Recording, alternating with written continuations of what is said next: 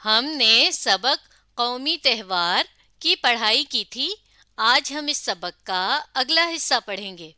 तो देखिए, सबक के शुरू में हमने ये पढ़ा था कि इस सबक में पाकिस्तान के बहुत से त्योहारों यानी कि खुशी के दिनों और जगहों के बारे में बात की गई है। जैसा कि हमने शुरू में 14 अगस्त के बारे में पढ़ा, इसके साथ ही माफ़ कीजिएगा, मज़ार इकबाल के बारे में पढ़ा, और फिर आगे हमने मज़ीद जगहों के बारे में भी, मज़ीद दिनों के बारे में पढ़ा था, जैसा कि यौम कायद आज़म, यौम दिफा, यौम इकबाल वग़ैरह।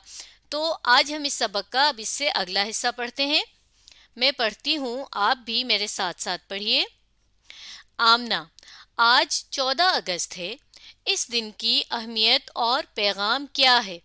अहमियत यानी ये दिन क्यों ज़रूरी है हमारे लिए, और पैगाम जिसे हम कहते हैं, जैसे हमें कोई बात पहुंचाए हम तक तो उसे हम कहते हैं पैगाम, और मैसेज हम इसे इंग्लिश में कहते हैं। तो यानी ये दिन हमें क्या बात बताता है?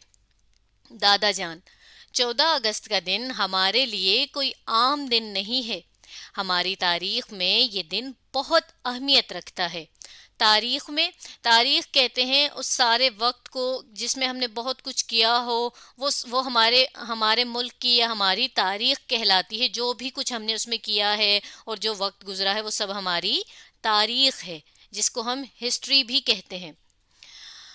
एक तवील जिद्दोजहद, तवील यानी बहुत लंबी, जिद्दोजहद यानी कि कोशिश के बाद बर्रे सगीर, ये दो लफ्ज़ों का मजमुआ है। बर कहते हैं ज़मीन को और सगीर कहते हैं छोटे को, और बर्रे सगीर का मतलब है ज़मीन का छोटा टुकड़ा।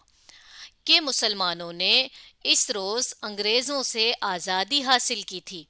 आज़ादी हम कहते हैं कि जब हम अपनी मर्ज़ी से जो चाहें वो कर सकें, अपनी ज़िंदगी को अपनी मर्ज़ी से अपने तौर तरीक़ों पर गुजार सकें, उसे हम कहते हैं आज़ादी।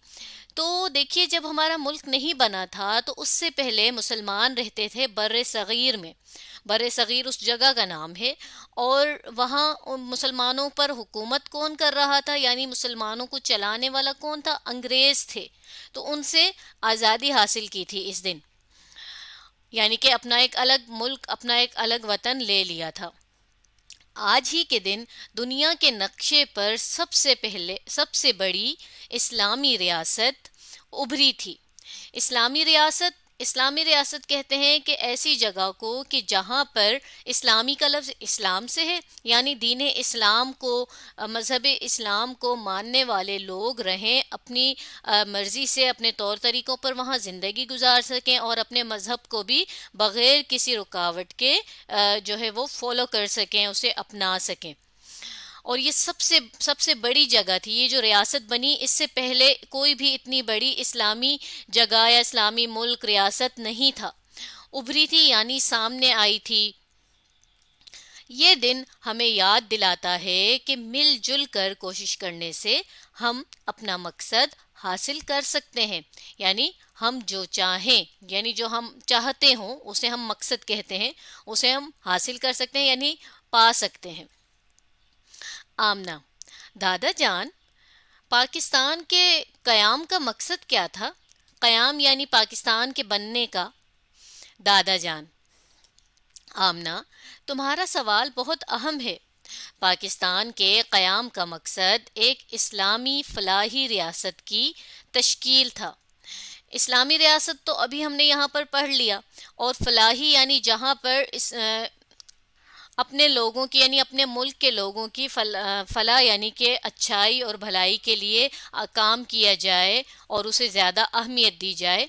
और तश्कील यानी बनना, बनाना या बनना, जहाँ हम इस्लामी उसूलों उसूल की जमा है, और उसूल कहते हैं वो सब बातें कि जो इस्लाम में लाजमी है कि हमें करनी है, यानी जिन रूल्स को फॉलो करते हुए, जिन बातों पर अमल करते हुए हम इस्लाम के मुताबिक अपनी ज़िंदगी गुजार सकें।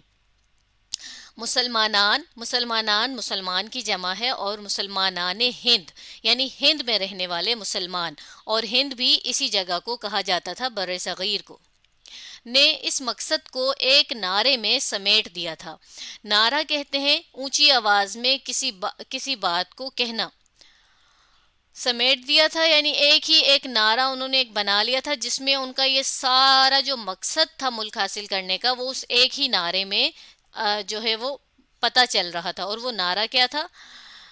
کہ پاکستان کا مطلب کیا؟ لا الہ الا اللہ۔ یہ دیکھیے، یہ واوین میں لکھا ہوا ہے، یہ ہے وہ پورا نعرہ۔ اور یہ لا الہ الا اللہ دیکھیے عربی کے الفاظ ہیں جس کا لفظی مطلب تو یہ ہوتا ہے کہ اللہ تعالیٰ ایک ہے اور اس کے علاوہ کسی کی عبادت یعنی کسی کو نہیں ماننا چاہیے۔ لیکن پاکستان کا مطلب کیا؟ لا الہ الا اللہ۔ اس کا یہ مطلب ہے کہ جس طرح سے یہ عربی کے الفاظ کے ہم نے معنی پڑھے تو پاکستان کا بھی یہی مطلب ہے کہ یعنی ہم اس ملک میں رہنے والے ایک اللہ کو مانتے ہیں اور اس کے علاوہ کسی اور کی عبادت نہیں کرتے۔ ہمارے ملک کا بھی یہی مطلب ہے۔ آگے پڑھتے ہیں۔ آمنہ: دادا جان، پاکستان کی خاطر یعنی پاکستان کے لیے لوگوں نے قربانی کی جمع ہے، اور قربانی کہتے ہیں جب ہم اپنی کوئی خاص چیز بھی کسی دوسرے کو دے دیں اور اس سے بدلے میں کچھ نہ لیں، کسی کی خوشی کے لیے ہم دے دیں تو اسے ہم قربانی کہتے ہیں۔ اپنی خاص چیز بھی تو بہت پیش کی تھیں یعنی بہت سی قربانیاں بھی دی تھیں۔ ساجد صاحب یعنی کہ دادا جان تھوڑی دیر کے لیے ماضی یعنی کہ گزرے ہوئے وقت کی یادوں میں کھو گئے یعنی کہ گم ہو گئے۔ پھر کہنے لگے، دادا جان، پاکستان کی خاطر مسلمانوں نے دن رات ایک کر دیا۔ دن رات ایک کرنا یعنی بہت زیادہ کسی کام کے لیے کوشش کرنا، اتنی زیادہ کوشش کرنا کہ دن اور رات کا بھی خیال نہ کرنا، مسلسل اس کام کے لیے محنت کرنا، کوشش کرنا۔ اپنی جانوں کا قیمتی نذرانہ پیش کیا۔ نذرانہ پیش کرنا یعنی کسی کو تحفہ دینا، اور قیمتی یعنی دیکھیں جان جان کی جمع ہے، اور یہاں پر جان سے مطلب زندگی ہے نا، یعنی اپنی زندگی تو ہر ایک کو بہت اہم ہوتی ہے، ضروری ہوتی ہے ہر ایک کے لیے، اور قیمتی کا مطلب بھی یہی ہے۔ لیکن انہوں نے وہ بھی تحفے کے طور پر اپنے اس ملک کو دے دی۔ کروڑوں کی جائیدادیں، کروڑوں کی یعنی بہت زیادہ پیسوں کی جائیدادیں کہتے ہیں مکان، گھر وغیرہ، دولت اور ہر وہ چیز جو ہماری قیمتی ہو، اور کئی نسلوں سے آباد گھروں کو پاکستان کی خاطر چھوڑ دیا۔ کئی نسلوں سے آباد یعنی کہ وہ گھر کے جن میں بہت سالوں سے، بہت پہلے سے ہماری فیملی رہا کرتی تھی، یعنی ہم سے پہلے ہمارے دادا سے پہلے ان کے ابو، اور اسی طرح نسلوں سے، نسل کی جمع ہے نا، نسلوں اور نسل تو اسی طرح اولاد کو کہتے ہیں۔ تو وہ گھر بھی جو ان کے بہت پرانے تھے، جس میں وہ بہت پہلے سے رہ رہے تھے، ان کی فیملیز بہت پہلے سے وہاں رہ رہی تھیں، انہیں بھی انہوں نے چھوڑ دیا، اور وہ پاکستان کی خاطر اپنے ملک کی وجہ سے، اپنے ملک کے لیے چھوڑا، اور خالی ہاتھ سرزمین پاکستان یعنی پاکستان کی زمین پر آن پہنچے یعنی کہ آ گئے۔ رضا: پاکستان بننے کے بعد اب ہماری کیا ذمہ داریاں ہیں؟ ذمہ داری کی جمع ہے، اور ذمہ داری کہتے ہیں کوئی بھی ایسا کام کہ جو ہمیں کرنا ہی کرنا ہو، لازمی۔ دادا جان: 14 اگست ہم نے آزادی حاصل کی تو نشان منزل تک تو پہنچے۔ منزل کہتے ہیں اس جگہ کو کہ جہاں ہمیں پہنچنا ہو۔ نشان منزل یعنی ہمیں وہ جگہ تو مل گئی کہ جہاں ہمیں پہنچنا تھا۔ اس مقصد اور منزل کو ہمیشہ پیش نظر رکھنا چاہیے، یعنی اپنے سامنے رکھنا چاہیے، اسے بھولنا نہیں چاہیے۔ 14 اگست کو آزادی کی خوشیاں مناتے ہوئے آزادی کا یہ اصل مقصد کبھی فراموش یعنی بھلانا نہیں کرنا چاہیے۔ ہمیں یہ بات کبھی نہیں بھولنی چاہیے کہ آزادی حاصل کرنا جتنا مشکل اور صبر آزما یعنی جس پر بہت زیادہ برداشت کیا جائے، جس چیز پر بہت زیادہ صبر کیا جائے، ویٹ کرنا جسے ہم کہتے ہیں، مرحلہ یعنی کہ جتنا برداشت کرنے والا اور جتنا مشکل یہ معاملہ ہے، آزادی کو برقرار رکھنا یعنی اس کو قائم رکھنا، اس کو ایسے ہی رکھنا، اس سے بھی مشکل ہے۔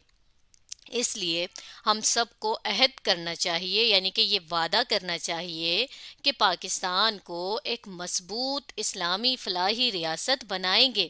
مضبوط اسلامی فلاحی ریاست یعنی کہ ایسا ملک بنائیں گے کہ جو بہت زیادہ مضبوط ہو، یعنی جسے کوئی بھی نقصان نہ پہنچا سکے، اور جو ہے یہ بہت طاقتور ملک ہو۔ تو یہ کیسے ہوگا؟ کہ جب ہم اپنی ذمہ داریاں پوری کریں گے، جو کام ہمارے ذمے ہیں اپنے ملک کے وہ ہم کریں گے۔ تو آج ہم نے سبق قومی تہوار کی پڑھائی مکمل کی۔ اب آپ اس ویڈیو کو دوبارہ دیکھیے اور اس سبق کو سمجھنے کی کوشش کیجیے۔